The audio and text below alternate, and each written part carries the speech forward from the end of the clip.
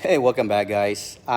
We just did a live about a couple minutes ago, and we were having a little bit of a issue programming a sensor.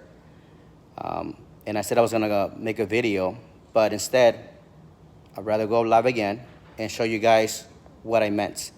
If you're just watching this video right now, what we're doing is we're programming a tire pressure sensor into a vehicle. And the reason why is because the original sensor on the vehicle had a low battery. So then we wanted to put a new sensor, and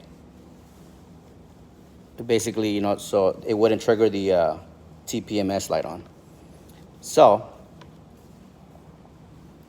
I recommend, if you have questions, refer to the original video. This is the second part, okay? And we're talking with this, we're dealing with this computer here, this unit.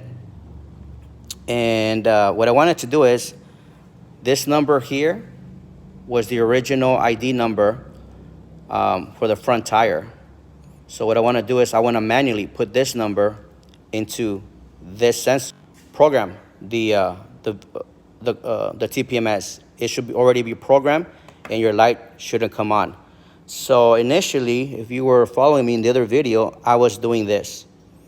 And as soon as I clicked on that, it asked me to scan, and which I did. I scanned this sensor here, and it created its own number right there, which is fine. Because if that was the case, I can go back after this sensor was installed in the vehicle, and I can actually program this sensor into the vehicle, but that's a longer process. Instead here, this is another sensor that I have.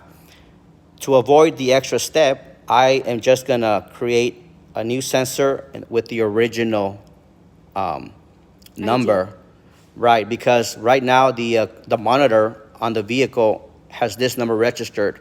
If I were to install this sensor, it would trigger the light because it's reading this number, and then I would have to register this number to the vehicle.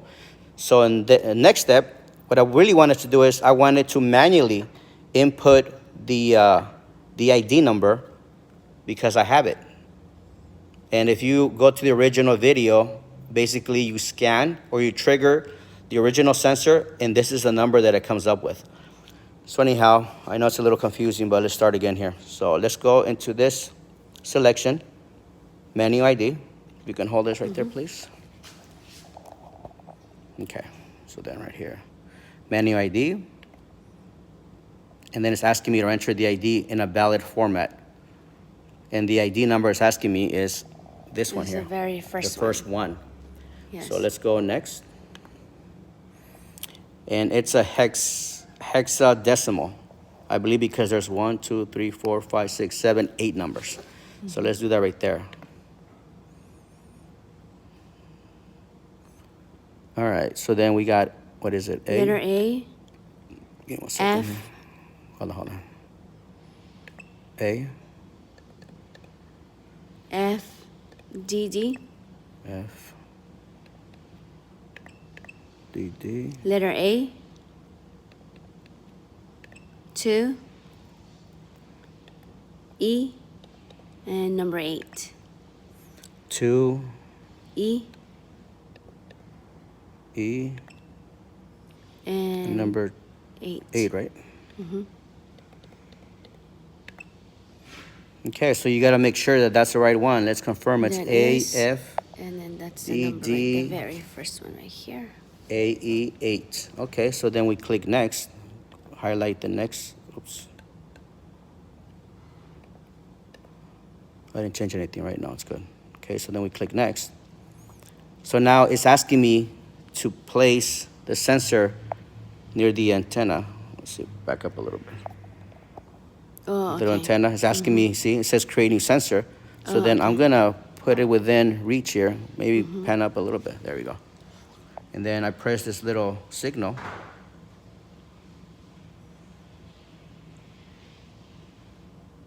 It's uploading. See that? Yeah.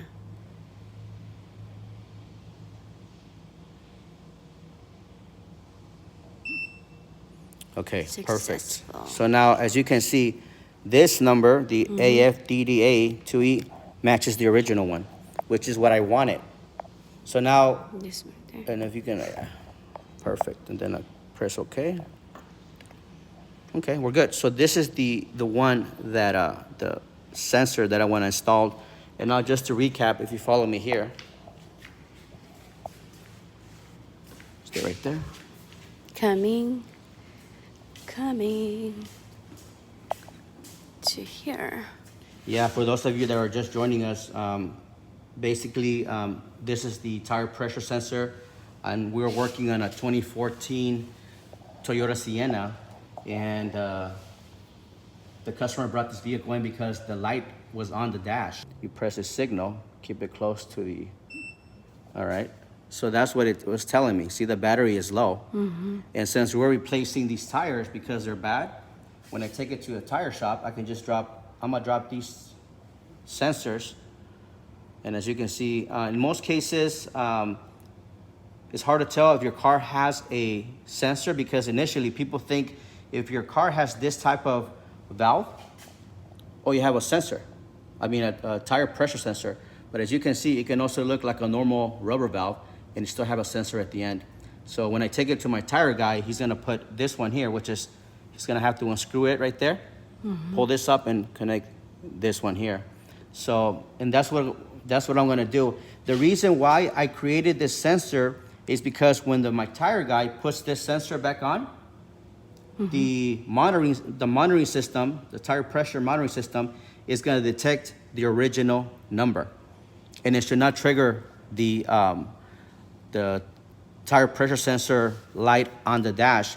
However, if this sensor had a different number and I installed it, then the light for the tire pressure sensor will come on, and I would have to take an extra step and to register into the computer. I'll do that next time. That's a process, but in this case, that's what I wanted to show you. I hope you guys learned some information. I know it's not a BMW, but BMWs also have tire pressure sensors. So that's another way you can troubleshoot your sensor here.